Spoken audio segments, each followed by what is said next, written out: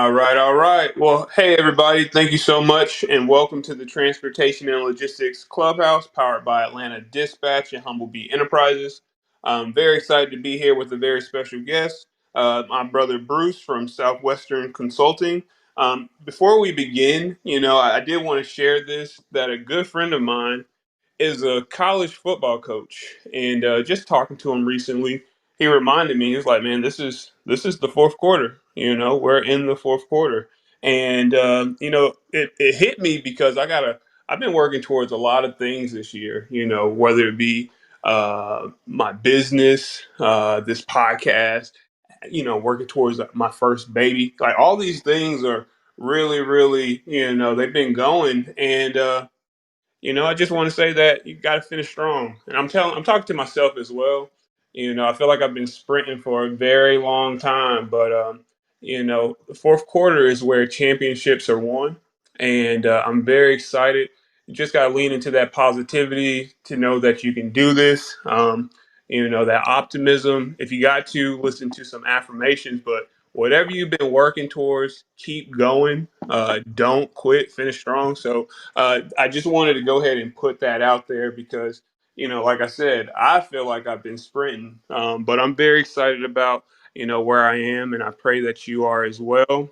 Also, I'm publishing a book pretty soon on the fundamentals of dispatching. That bad boy is almost finished being edited, so I'm excited about that. And without further ado, we do have Bruce on stage. How are you doing today, brother? Man, I am doing good. Doing good. Happy Wednesday to everybody. Hey, happy Wednesday. Appreciate that, brother. And look, if you could, I know I had the pleasure of meeting you, but if you hmm could introduce yourself, and as you're doing that, segue into how you got into this industry as a whole, because I think that'd be a great story. Yeah, so first of all, I need to clarify. So I wasn't the top broker at TQL for 10 years straight. I was at the top 1%, but not the number one top broker. So just in case people are like, "Hey, I know Bruce, and he wasn't the number one guy." I definitely was in the top 1%. So really, how I got into transportation, let's be honest, people don't wake up, in high school and thinking, "Man, I just want to be a freight broker," right? If you do, come see me because you're weird. But I was in college, and I was taking supply chain management class, and TQL at the time was going to all the local colleges around the campus, or around the our surrounding states, and they were looking for interns. And the way the trade-off was they would teach a supply chain management class, one class, but then also have the opportunity to promote the potential of having an internship. So uh, I applied. At the time, it's kind of funny, I was pushing carts at Meyer, and I was like, hey, I could get a job in my field of business, not necessarily logistics, because I wasn't really even sure what logistics was. But I could get a field in business and not have to push carts. Plus, I was getting paid $10 an hour, which back then, uh, I'm not too old, but the going wage was like 7.25. So I was like, heck, I can get a raise. I don't have to go outside and push carts in the heat. Heck yeah, let's do this. So I became an intern and was in the top 4 or 5 interns of a group of about 50. And the internship was very grueling. So it was not necessarily eat what you catch, but our job was to prospect all day, like 100 calls a day. Any leads that we got, any potential customers that we got, we passed off to an actual broker. We didn't get to see necessarily the carrier side of things. It was just straight prospecting customers all day, every day, Monday through Friday, to bring in new business. So I was good at that, and I was like, hey, this could lead to something, And so after graduation from college, I was like, hey, I want to pursue this full time. And that's really how I got into logistics. It was somebody came to the school and talked about it, and I was like, hey, this could be cool. And once I got in it and really entrenched myself into logistics, I found a passion for it. It's something new every day. I'm sure, as we're all aware, it's very diverse and dynamic. And if you have the same day twice, you're doing something wrong. because this is an industry that's going to challenge you. It's going to push you to your limits, and it's going to make you think outside the box and really test your self-limiting beliefs. So that's kind of how I got into logistics. From there, I worked at TQL for 13 years. Again, top 1% broker year over year, multi-million-dollar broker.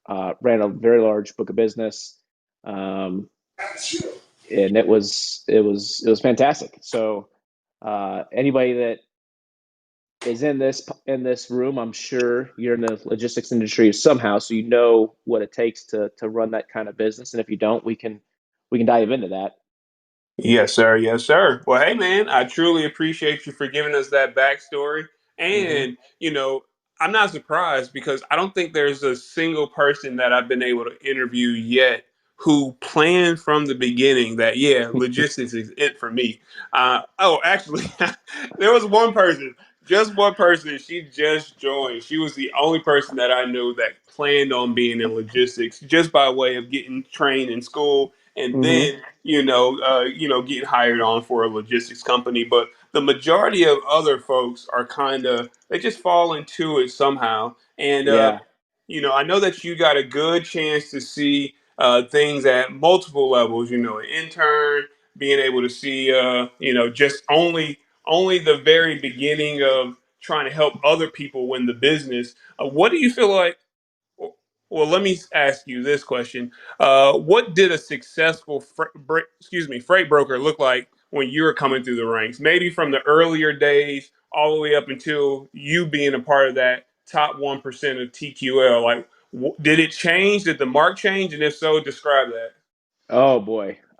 Yeah. So people talk about the goal line moving as a company grows, and that goal line definitely moved. So when I first started, I think there were, oh boy, probably 5 or 6 million-dollar brokers at TQL, and through the years, so through the years, it was just 5 or 6, and then it was 20, and then it was 30, and then it was like last year. I heard that they had somewhere upwards of like $250 million brokers. So the yard to stay in that top 1%, that goalpost moved real quick.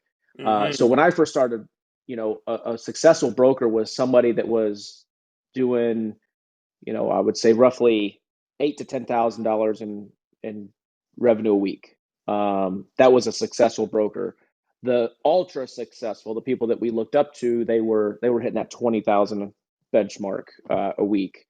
And um, people, it didn't matter what commodity you were moving. A lot of TQL's grassroots were produce, because just the nature of uh, kind of the clientele that we were going after at the time, and kind of what our niche was quite a few produce, and then it switched over to van, and then we got into specialized. And one thing about TQL is they're always diversifying. They're always looking for new avenues, new ways to enter into new markets.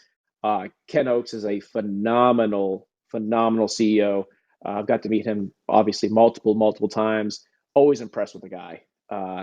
He top notch person right there. And it's no wonder they're growing at the rate that they are, is because they've got extraordinary leadership. Somebody that doesn't take no for an answer. We're going to find a way to make it work, and he's done that in multiple avenues. Even just breaking into LTL, breaking into intermodal, drayage, you name it. They've got a presence in every mode right now, which is phenomenal. Nice, nice, nice. Do you feel like what a successful broker always was tied to the revenue, or could it be, somebody that just really knew the business, they really knew the DOT regulations, or maybe they knew they had a great relationship with their customer and their carrier base? Like, was that ever in the scorecard, you thought? Yeah, so revenue obviously played a very large role, but also consistency. It's easy to get it. I don't want to say it's easy, but it's easy to get to the top, but staying there is a whole different level. So that takes a lot of what you're talking about, is understanding the ins and outs of the industry. Now that I'm a sales coach, like understanding, being a student of the game. right? Understanding that sales is a numbers game. It's a relationship game. There's so many different facets. So the brokers that were able to stay consistently on top, they were never complacent, right? We hear complacency kills. Brokers that are able to stay to get to the top and then maintain being at the top, they're not just focused on having one customer and being it, right? They have multiple customers who ship multiple different commodities, different seasons, different regional geographical locations throughout the country. So if one, or not if, but when one customer, when that relationship goes stale, they have other relationships that they don't even miss a beat. So that is a successful broker.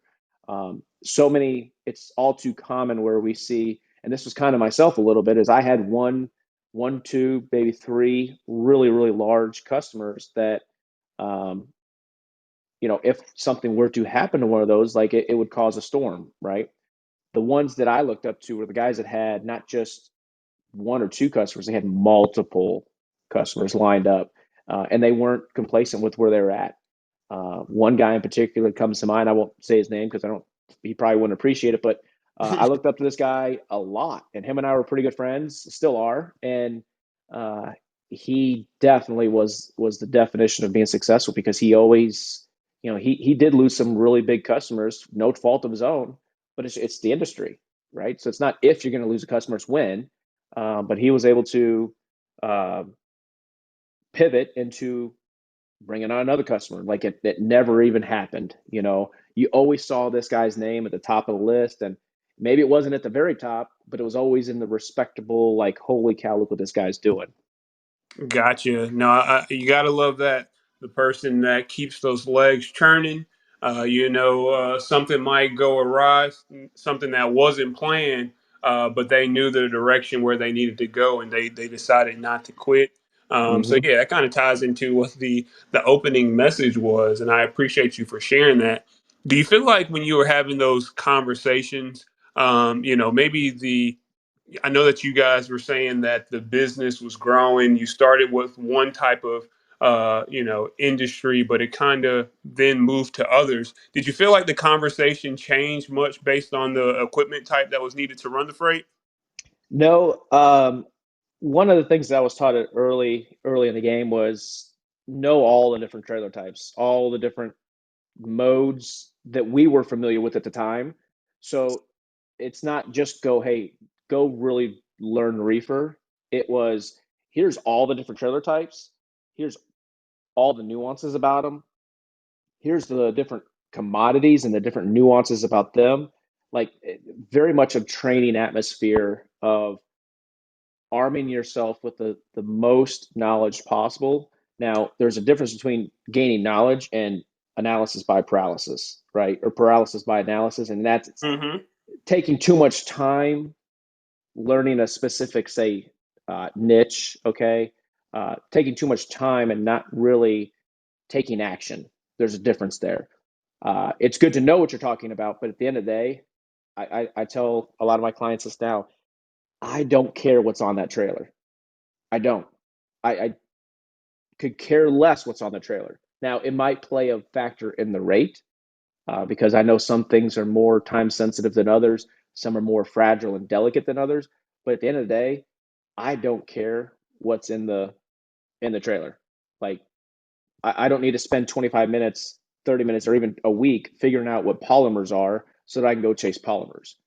Right? If it goes in a trailer, I don't care. We're moving it. Mm. Well, I think that's interesting. I do think that's interesting. Is it because it's going back to it being a numbers game? It's a numbers game, and I've moved hundreds of thousands of loads. It doesn't matter.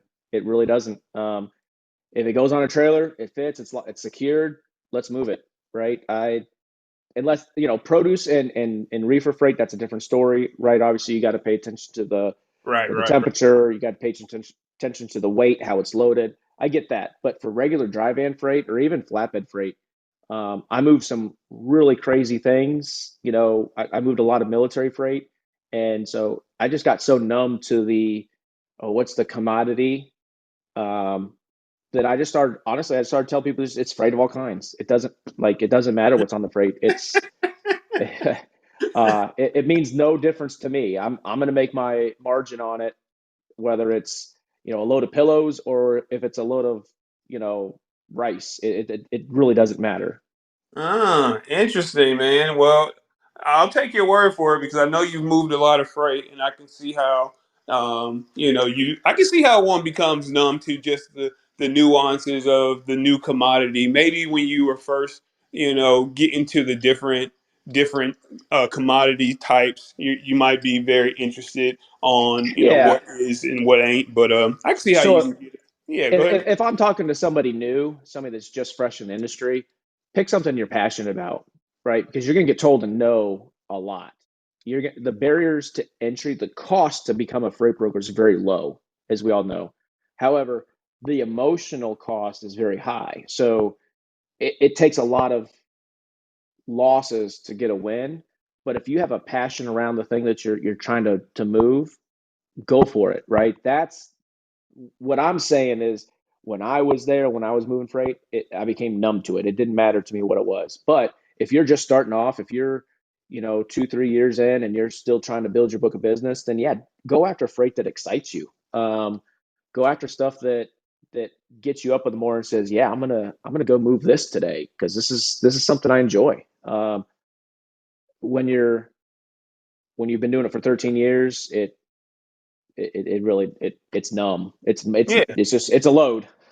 Right. Okay, no, I feel it, man. I can completely get where you're coming from. I am happy how you mentioned that to the folks who are interested in becoming part of the industry. That if they are going to start to do something that they're passionate about. Um, Hmm. Let me ask this because this is a little bit off topic right now, or at least off schedule, which is for folks who are interested but they have no pre-existing experience in the industry.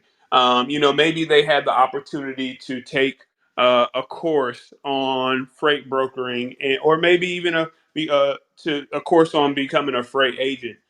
Like, are there any differences that you've noticed because you've been coaching now while you were with a large Hmm. organization now for at one point for a long time? Were there any telltale signs that about somebody's personality that made you say, "Oh yeah, they're suited for this," or something even if they didn't have the pedigree of being bred for this industry. You know what I mean?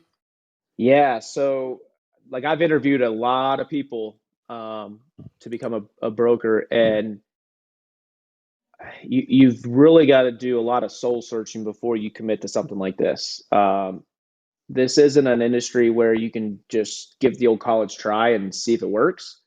Um, there's a lot of sales industries out there that are like that you can make some okay money and kind of get by and do what you got to do. But uh, with freight brokering, it is 100% a sales job. And I tell this to everybody, if you kid yourself and try to pretend that this is a logistic planning and this is you're going to strategize to figure out how to get stuff from point A to point B, no, like that's not what this job is. You're selling to carriers. That's a sale in and of itself. But most importantly, you're selling to customers that already have transportation providers.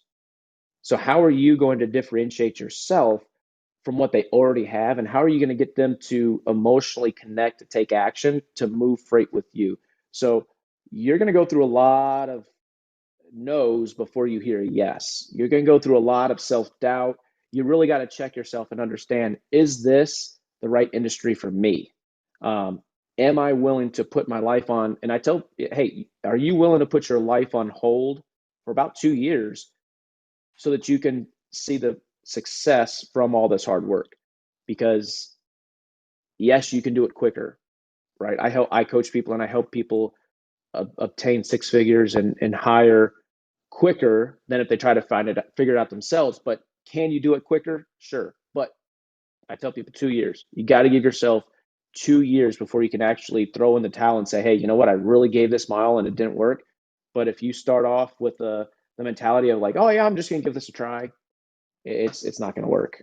So things that I look for are, honestly, I look for people that have overcome extreme adversities in their life. I mean, not like, I was the youngest child, I was bullied, but I was able to, I had this situation and I was able to fight through it and come out on top because I did this. That's what I'm looking for. I'm looking for people that don't take no for an answer, right? If I say, "Hey, I don't think you're a good fit for this," and then you come back and you fight for yourself, that's what I'm looking for. Mm, Um, I'm looking for people. I don't want somebody with a master's degree. I don't, because you know why? They've got a plan B. I don't want anybody with a plan B. I want people that this is their plan A and there is no plan B. They're going to make this work because there's no other option. Okay, those are the people that are going to stay late, and those are the people who are going to make calls till 8 o'clock at night. Call in California. Those are the people that are coming in early. Those are the people that are like, they are hard set on this is the career path for them. I can right. teach people sales. I can teach that all day long. I'm good at it. I can't teach that inner drive that comes from within. Right, right. Hey, I appreciate that. And you brought up an interesting point. Do you I got asked this question yesterday when I was being interviewed on the Trucking for Millennials podcast. Mm-hmm. Um, do you know when that moment was in your career when you said, you know what, I'm going all in. I'm gonna pin my ears back and I'm gonna give everything to succeed in this industry. Did you have like a moment that was for you when you decided that? Yep. And I remember like it was yesterday. I was an intern, and I sat next to a, a guy who's very successful at TQL right now. And at the time, he really wasn't. He was struggling. But even though he was struggling, I saw, I took a look at what he was making, and I was like, "What? You're making how much? What?" And I'm just like, "Okay." And I that light bulb clicked of, okay, I know whatever career path I take, I'm gonna outwork everybody else. I'm gonna this is but I want a career path that's gonna have large payoff. And I was like, I don't know of anything else that I could do that I'm gonna be making this kind of money. And he at the time, he's very successful now, but at the time he was average. And I was like, even average sounded good to me at that time. But it was that I was sitting right next to him, and they got their commission sheets on Fridays, and I was like, "Hey, I want to show you this," and we kind of walked through it, and I was like, "Let's go!" Right? It was a light bulb moment, and from that moment on, I knew that I was after college. That was my plan. I didn't have a plan B. I didn't even apply to any other companies. That was my plan, and yeah, not having a plan B really made a difference. Nice, nice. I feel you. I feel you. I've heard that in certain ways before, and I'm pretty sure the folks who are listening in, they might have heard that, or in a certain way as well. Of putting it all in on that first option, and if Hmm. that is the case, if there's no other option, what are you going to do except you know grit and do great in it? So, yeah, okay. Well, I appreciate you again. That was a little bit off script too, but Yeah, yeah. but I love it. But look, let's go ahead and hone this thing back in because at the end of the day, this is about folks who are interested in sales, and there Hmm. is a particular thing, sales cycles. What are the different phases of the sales cycle? Love it. Good question. So, um,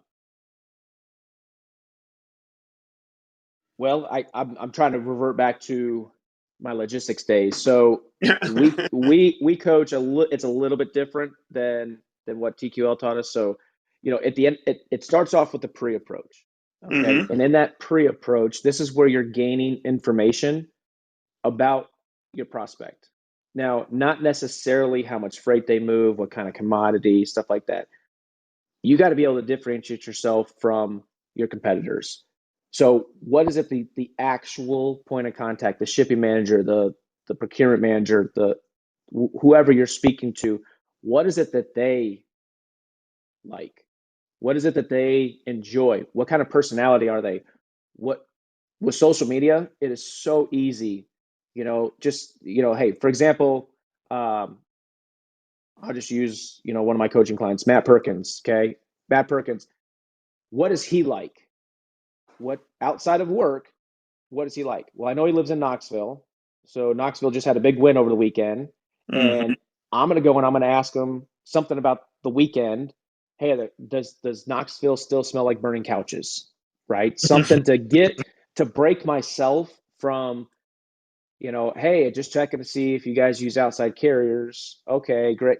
Something to differentiate myself so I stand out. So doing your pre-approach and do your homework on your prospects first is huge. Now, going back to paralysis by analysis, if you're spending more time than that phone is ringing prospecting this prospect, it's too long.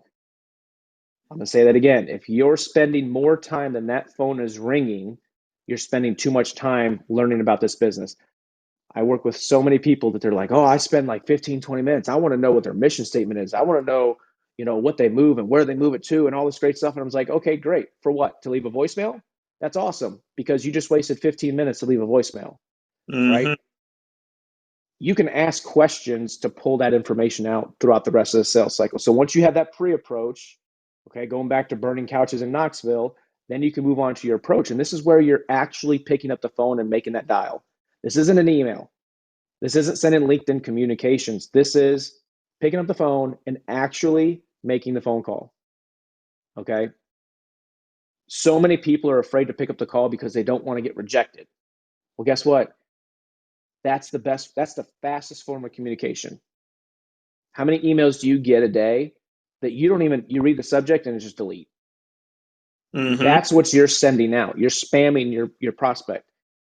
I would much rather call them, leave a voicemail, and then send an email. But I'm not just blanket sending emails to 1,500 people a week and saying, I'm a freight broker. No, I'm calling 500 people a week and sending 500 follow-up emails. So once you make that approach, then you want to get into the introduction. So if you got the right person on the phone, right, a person on the phone, that moves you into the introduction phase. Introduction phase, this is where that sale is made. This is where you're going to be able to pull that emotion from, I don't know who you are, to, hey, you know what? I'm open to maybe giving you a shot. Or, hey, what you sound like you know what you're doing. I want to learn more about you. Okay. Mm-hmm. Sales is a transfer of emotions.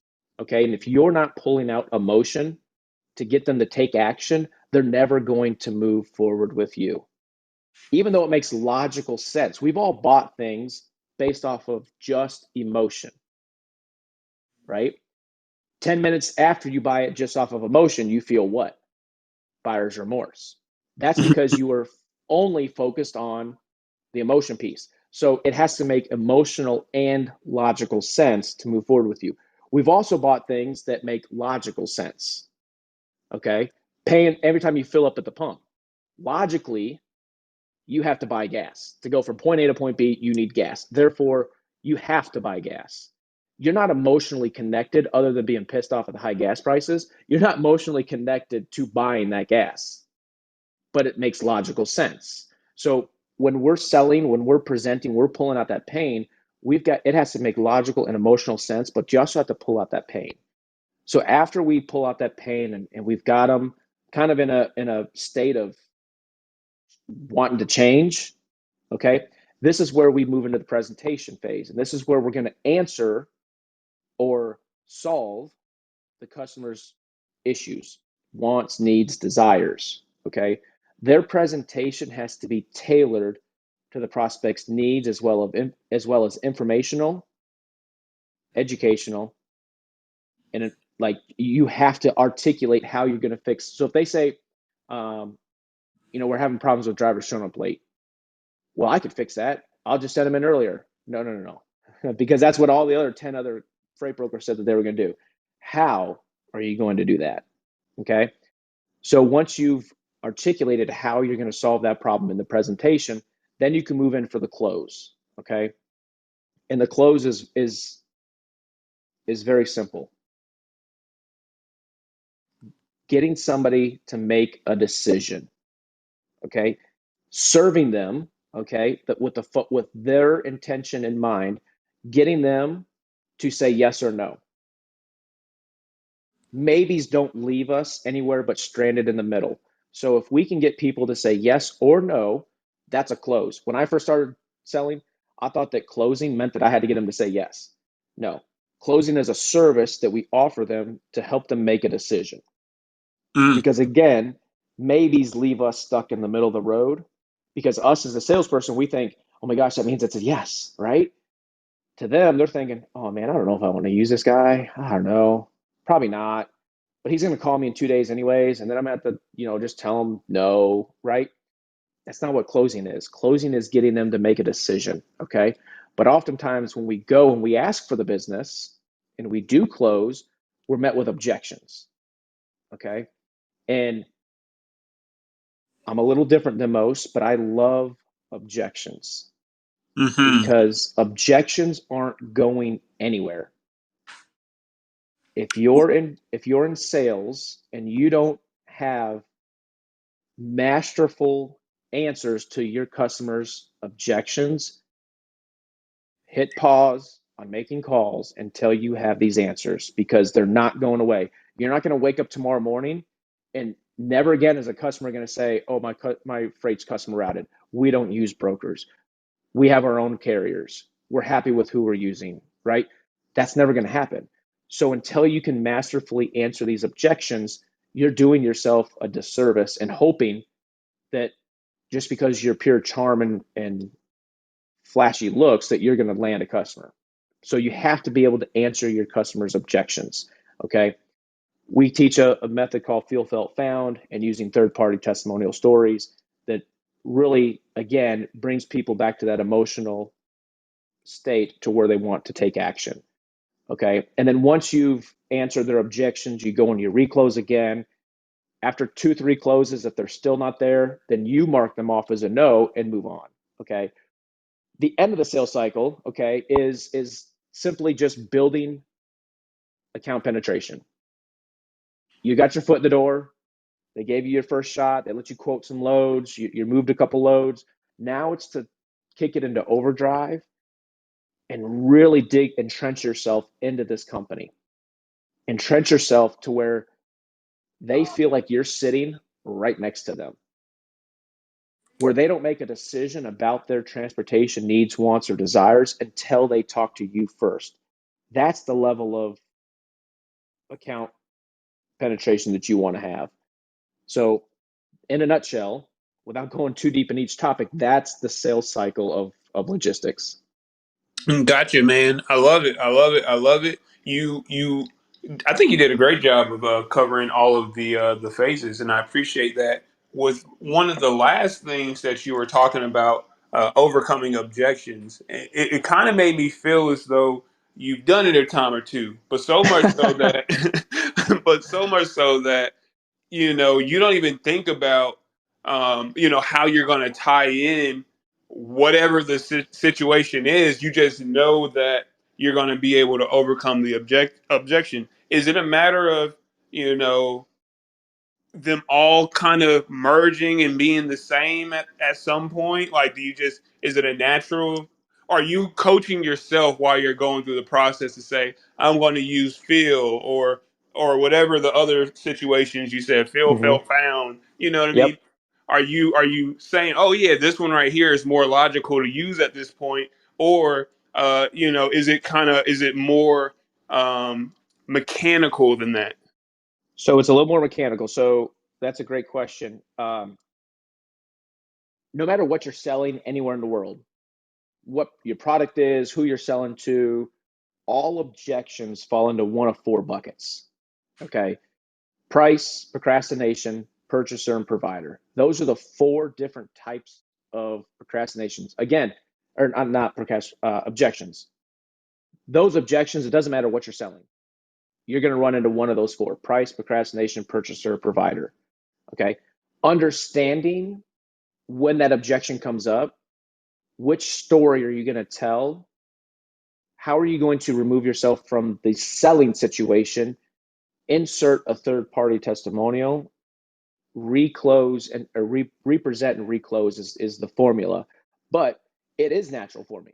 The reason it's natural is because just like driving, think about the first time you got behind the wheel at age 15 or 16, depending on where you live.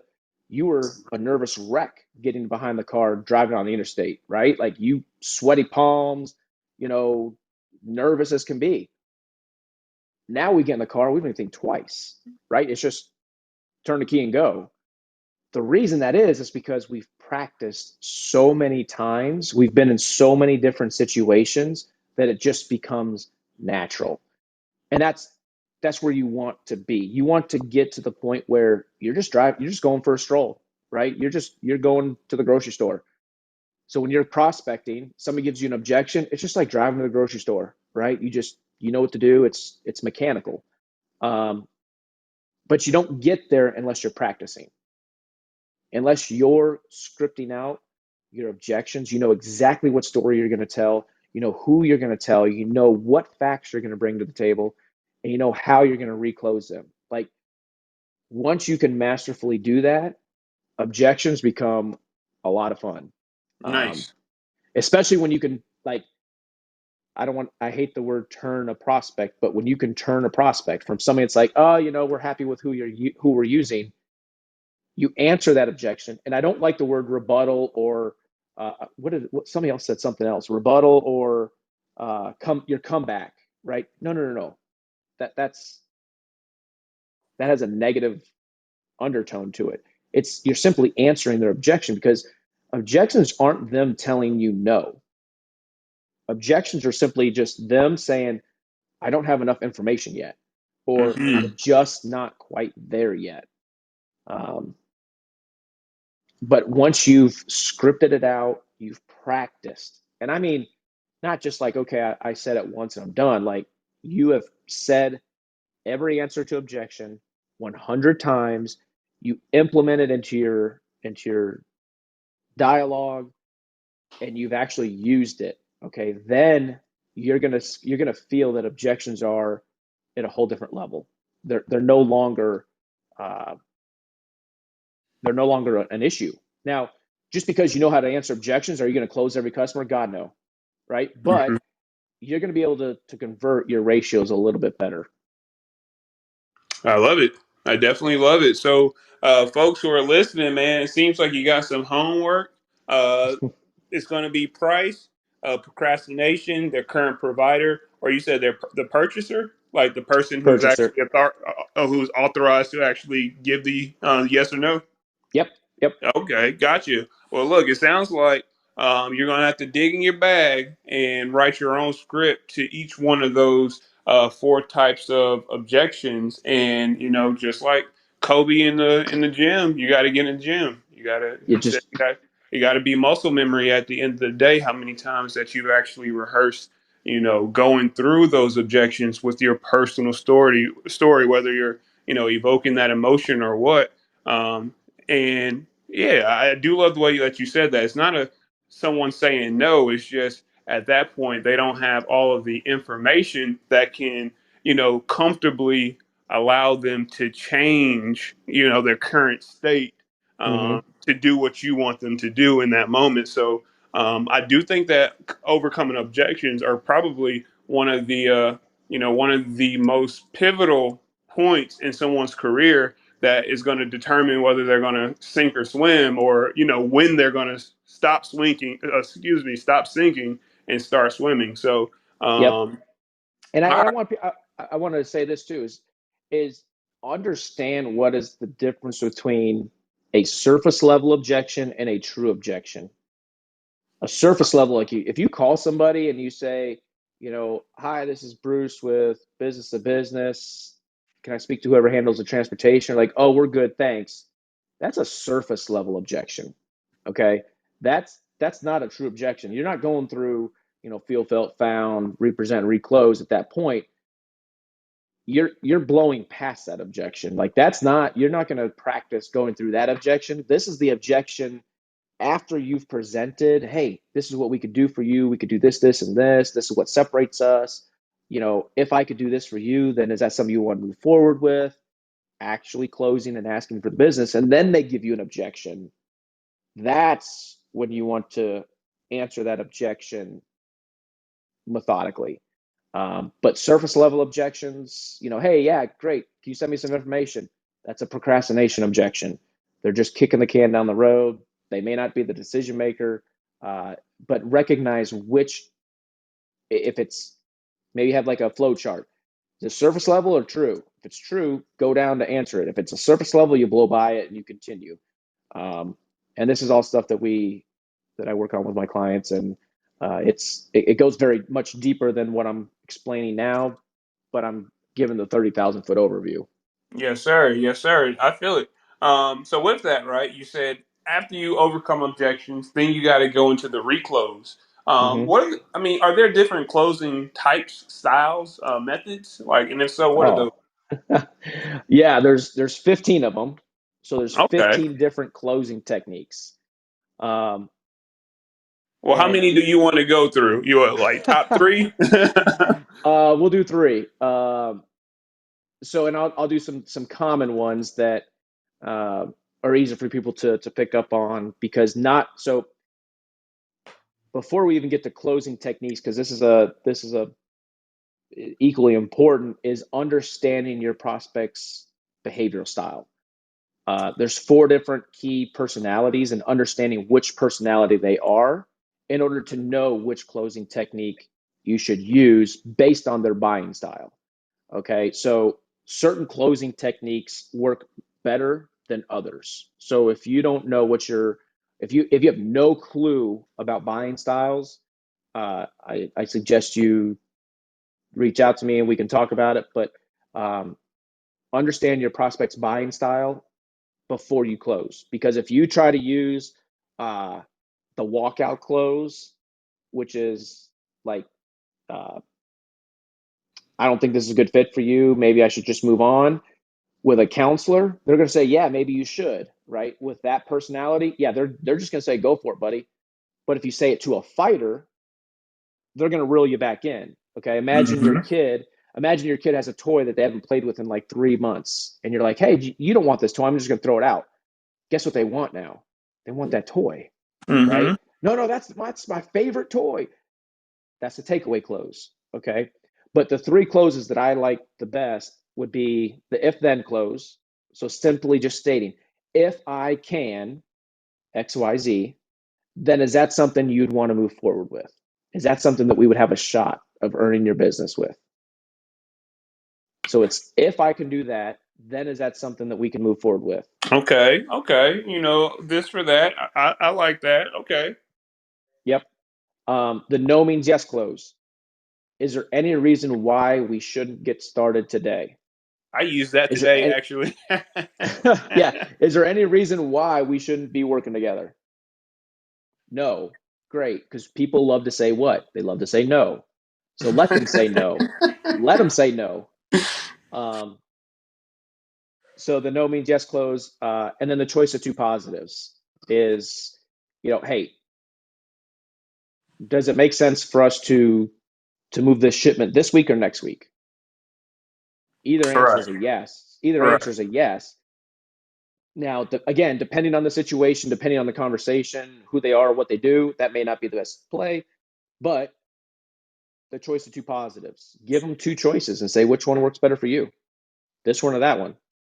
Hey, do you want to move this partial or LTL? Perfect, because either way you're moving it, right? So Right. those Right. are those are three go to, when it comes to logistics specific.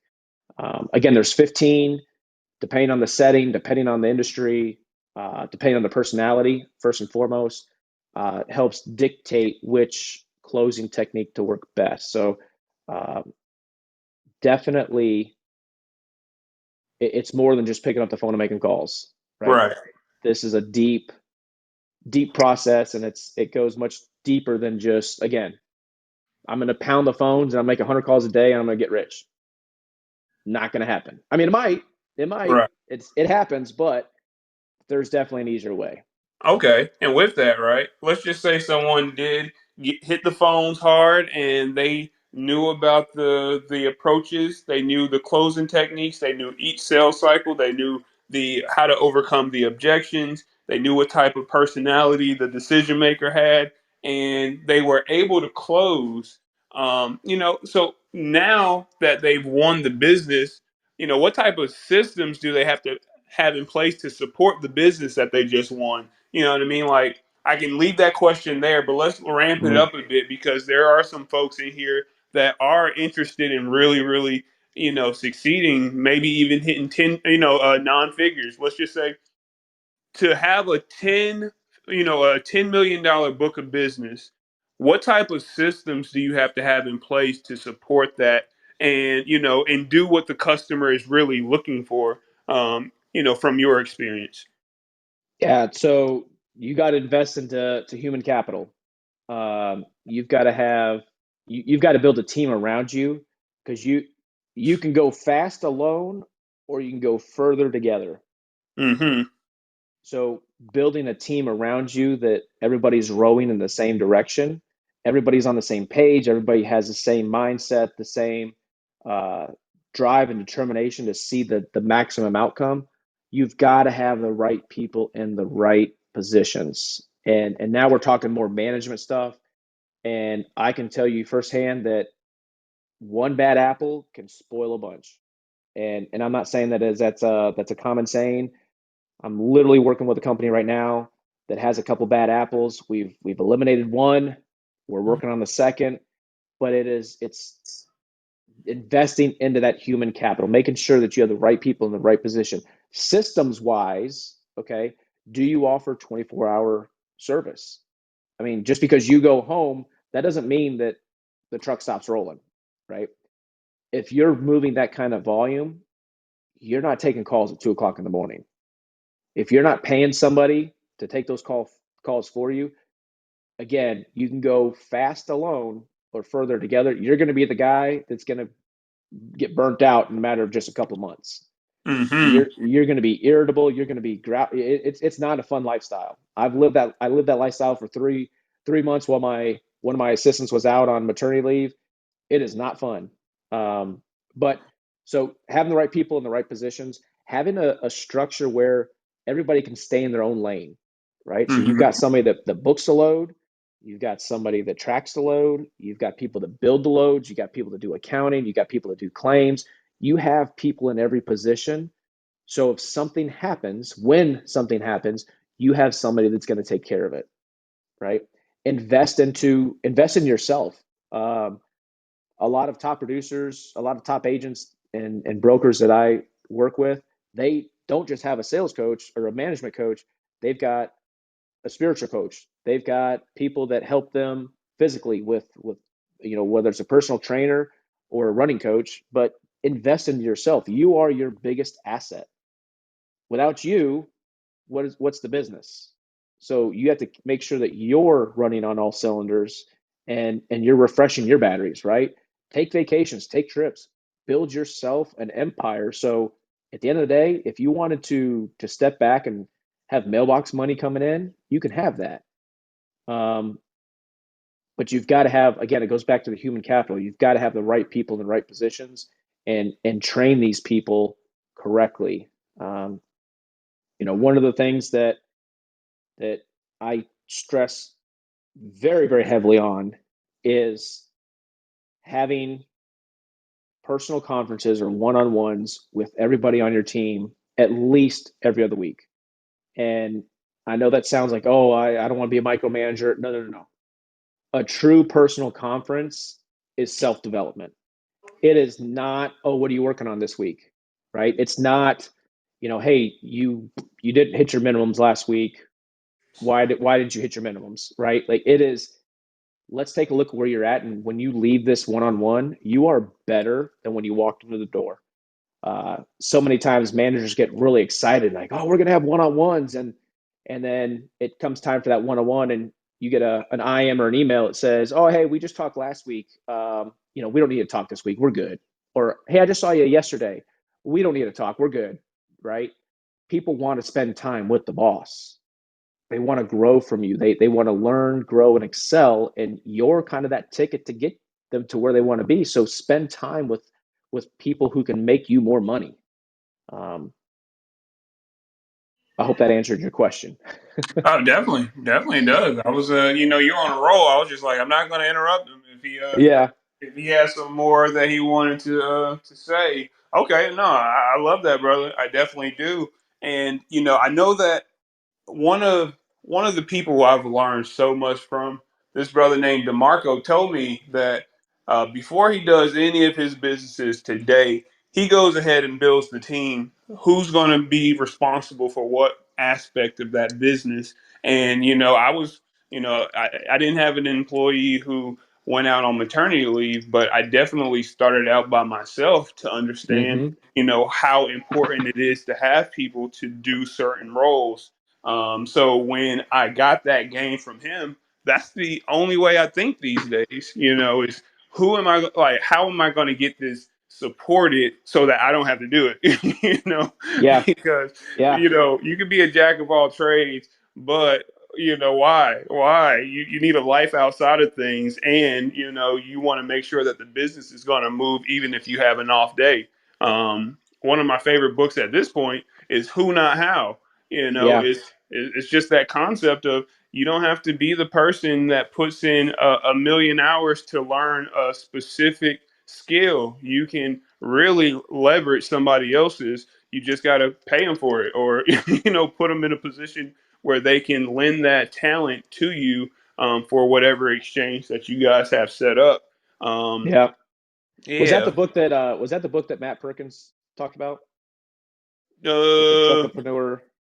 I'm not sure who that brother is, to be honest, but Okay. Yeah, he it, he spoke at the truckpreneur summit, and I think he talked about that book. But go ahead. oh Sorry. yeah, probably. I did. I think I do remember somebody talking about it. I just mentioned his name, but DeMarco is the person that put me on, and I'm so happy that he did, because when I found it, it was at the perfect time for me, man. I was putting in a lot of hours, and not just in Mm. my Atlanta dispatch company. I was still working two W-2s and building this Jeez. platform. You know what I mean? So it's just like, oh, I need somebody.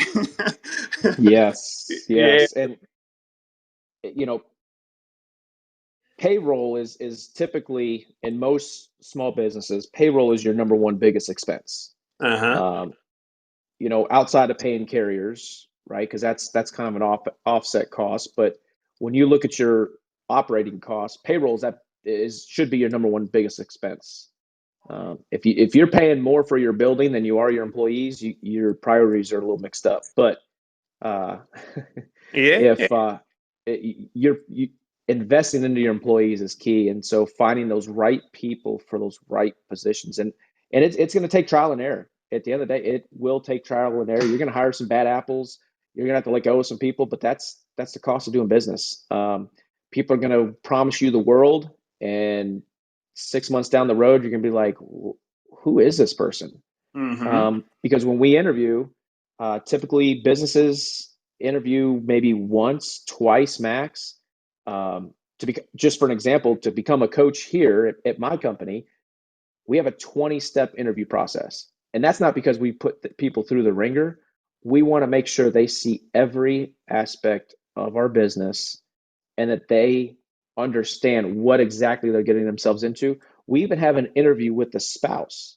So it's not technically an interview, but it's more of a conversation with the spouse to let the spouse know exactly what they're getting themselves into. What's the culture? What's the we have a creed? What's the philosophies? What kind of work is it going to take?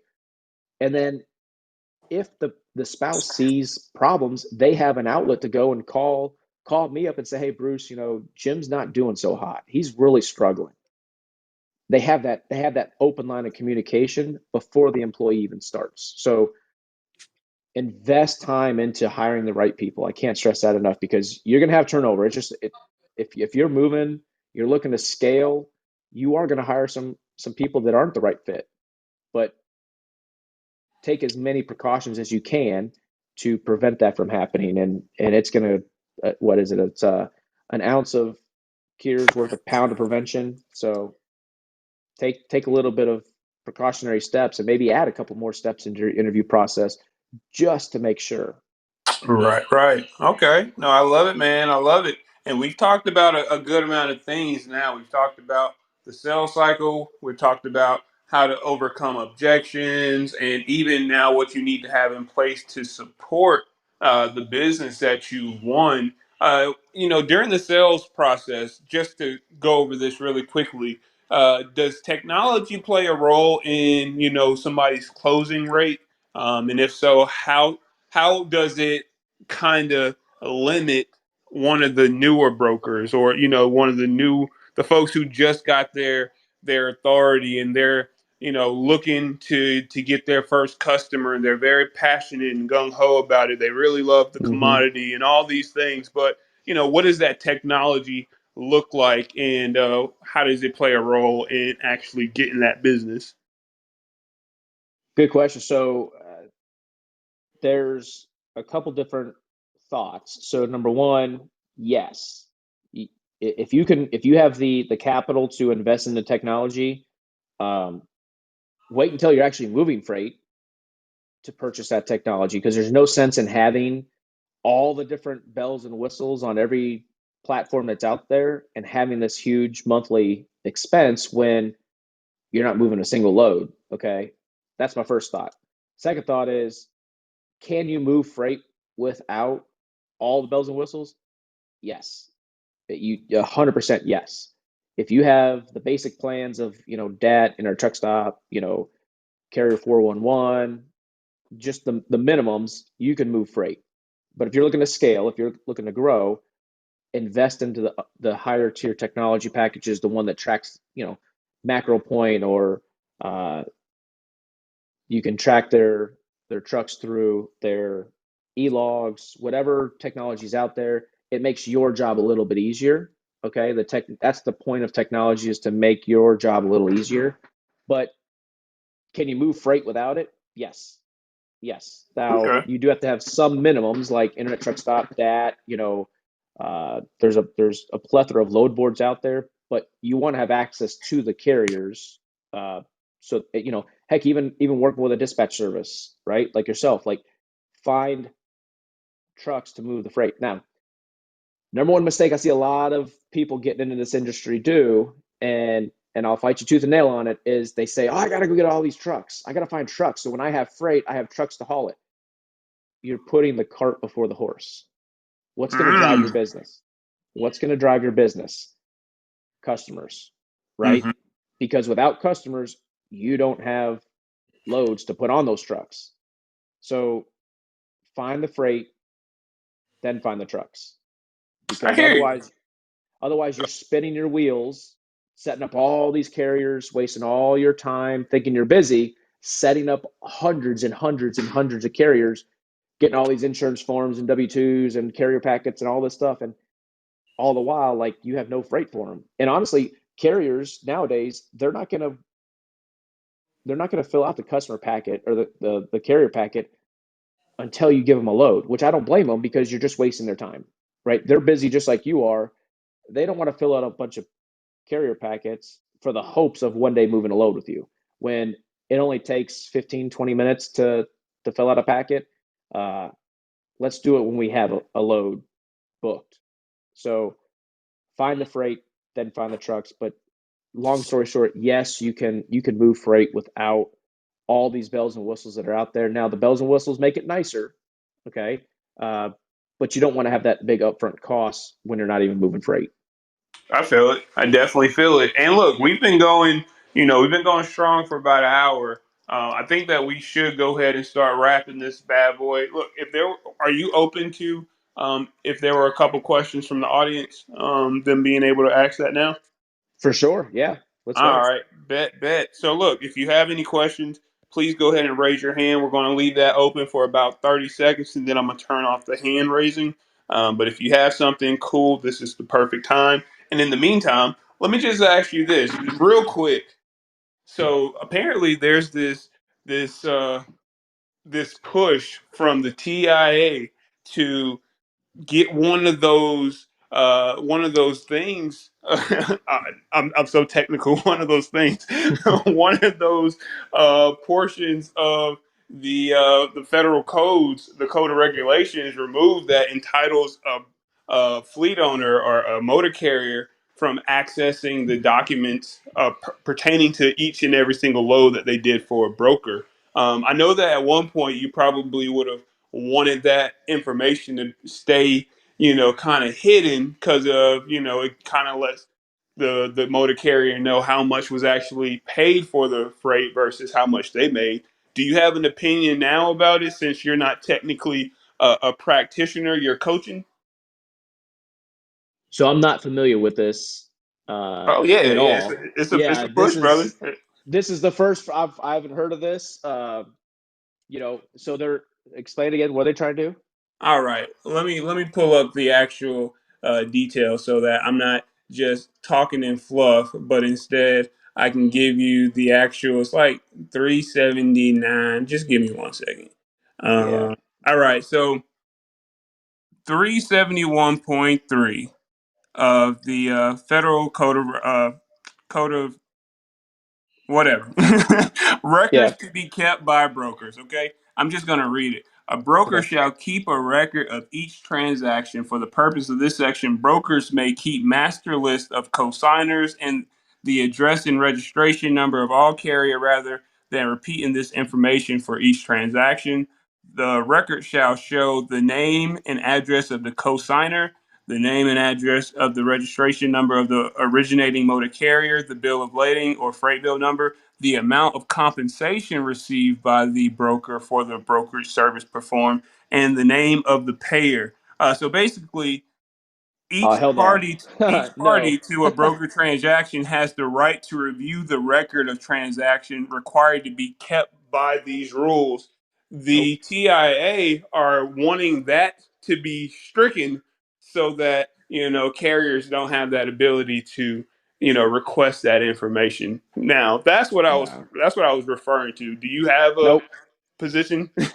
Yes, it's no. I think that's a terrible idea. And I think it's one step of many to limit how much a broker can make on a load.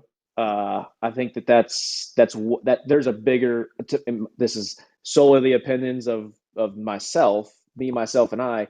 I think this is one step of many to eventually say, hey, a broker can only make X amount percentage on per load, and then the rest has to go to the carrier, and in which that's not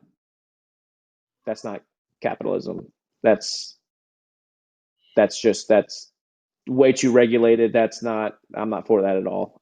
Okay. I know when I was at TQL, there was something similar to that where the broker would have to disclose all of the uh, profits and losses on every load, and it could be searchable by the carriers. No, that would not fly. You would that just there's too much at stake there for that to be a good idea, in my opinion. I feel it. No, I feel it. So again, Yeah, that's something that is being pushed yeah, by the TIA, who technically is represented by brokers. Brokers yeah. are looking to do that. So Hmm. cool. We don't have to say anymore. I just wanted to throw that out there, put that on the radar. And there was one person that raised their hand, but they didn't accept the invite to come up to the stage. So I think that we're going to be concluding this bad boy. Unless you have room for one more question, I got about 10 lined up. But if you got one more, I'll ask I that bad got. boy. I'm good. If you got another one, I got time. Okay, cool, cool, cool. So look, you coming into the industry when you did, I'm pretty sure you had to sign one of those non-competes. Oh yeah. Nowadays, they have these bad boys called training repayment agreement provisions, or traps is what they call Okay. them. So it's basically saying if you receive training and you leave ahead of time, or before the amount of time, the allotted time that you agreed to, you got to pay that money back. um which one do you feel like is the lesser of the two evils? Like, do you still agree with non-competes, or do you think somebody should have to pay up if they receive some training? No, I am heavily against a non-compete for the sole purpose. Like I understand that the cus that so if I were to, I'll use TQL for example. TQL is known for having a very strict non-compete. If, I had to sit out 2 years because of my tenure there, I never fought it, never even touched it with a 10-foot pole because I don't want to be sued, right? So, Hmm. um, however, take me for example. I came straight out of college, went into transportation. It's all I knew. 13 years of my professional career was transportation. It's all that I knew. To then say you can't go work in the industry anywhere else, I don't think it's fair because this is all that I know. This is my craft. It's who I am. Okay, but to say that I can't have another job in logistics or compete against TQL or any company for that matter, I don't think that that's fair. California does not recognize non-competes, so you will never see a TQL office in California for that reason. Because when I bring a customer in to the company, TQL owns that relationship. Okay. I at that point just manage the relationship, but they own that customer. So the non compete is you can't take that customer with you because TQL owns the customer. TQL owns the relationship. You just manage it. Okay. Whereas the the training portion, I think that's a fair compromise for, hey, we're going to train you because we said in the beginning of this, people don't wake up and want to become freight brokers, right? So we're going to train you how to become a freight broker. We're going to give you all the tools, the ins and outs. We're going to show you how we do this thing. Okay, we're going to slap a price tag on that. We're going to call it $90,000. And I don't know what people are charging. I have no idea. But we're going to say it's $90,000. If you leave before you've made the company $90,000 and you go back into the industry, you have to pay us the difference. I'm okay with that Mm. because that allows you to go and continue to make money and stay in the industry.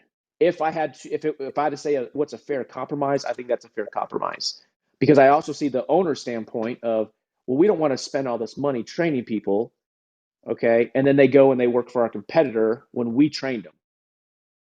So what's to keep people from going to TQL who has a great training program, get trained up at TQL for two years, and then they leave and then they go work for a competitor, right? TQL trained them, so they're the ones training the people into the industry, but then they're going to making other companies money. So I see that as a fair compromise. Okay, no, I respect that. I definitely do. Okay, well, look, man. I appreciate you for your candid response on both of those last questions. We did Yeah, have somebody that said they were trying to raise their hand, but something happened.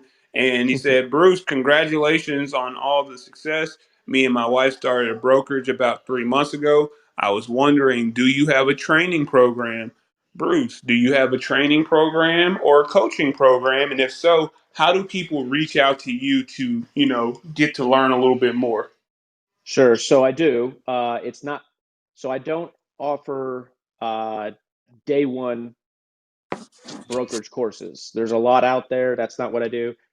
If you have taken a brokerage course, you've moved a couple loads, and you're looking to increase, then we could talk. So I do one-on-one sales coaching. So I'm a coach, I'm a keynote speaker, and I'm a trainer, and not just the transportation industry. Transportation is my passion, but I also coach people in finance, insurance, real estate, sales, but I do offer one-on-one sales coaching. The best way to reach out to me is going to be through text messaging, uh, and I can give my phone number if that's okay. Yeah, go ahead, brother. Okay, so it's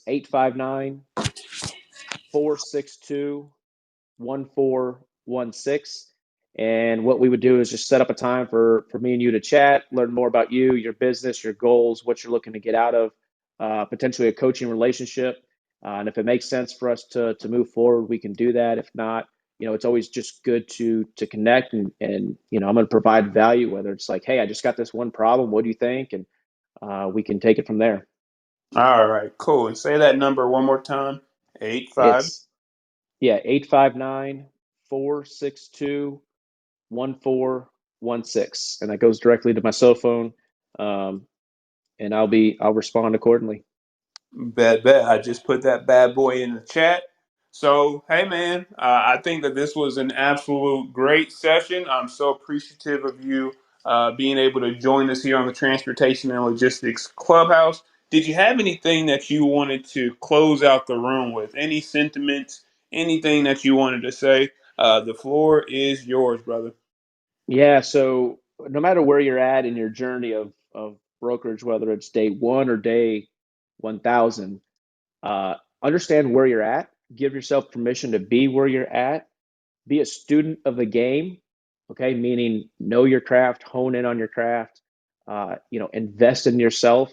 If to be honest, and I'm not saying this just because I'm a sales coach now, but had I had an opportunity to partner with a coach one on one, hands down, I would have done it. And I probably honestly would still be in transportation at TQL because it's a whole different level of accountability, a whole different level of just perception of what this actually is.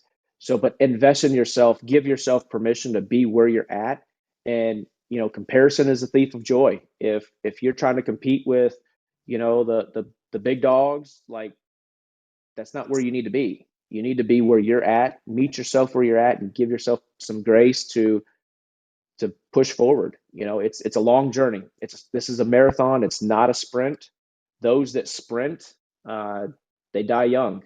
And again, I'll say it again. You can get there fast alone, or you can go further together. So slow down, build that team, support yourself with like-minded people. You are only as successful as the 5 people that you surround yourself with. So take a look around, see who's supporting you, kick out the naysayers. I said that at the Truckpreneur Summit. Kick out the naysayers. The people that say you can't do this, kick them out. All right. Hey, I love it, brother. I love it. I love it. I love it. So I appreciate you. And, just to close with how I started, hey, man, look, it's Q4. You got this. Just whatever Mm-hmm. those goals are that you've been working towards, just continue to pursue them. Again, I know things get a little tiring sometimes. Take your breath, but just don't quit. One of my favorite quotes ever come from Henry Ford, and you might have heard this bad boy, but whether you think you can or cannot, either way, you're right. So you got the power. You decide how far you go, and so I guess that's your attitude is it determines your altitude. That one. Yeah. So just feel encouraged and know that you got it. And I will talk to you guys on Monday as we partner with Freightways Sonar Team at 7:30 in the morning to let you know where to position your trucks to take advantage of the market. Also, we're going to be having another interview on Monday, and we're getting peak season, and with that comes a lot of these parcel deliveries. We're going to be talking to one of the expedite freight brokerages, so we're going to be talking to Candor. It is run by Nicole Glenn. She's won so many awards recently, just based on the leadership that she's done within that company. So I'm very happy to have her team on. We're going to be joined by Jacob. I believe that brother is the vice president.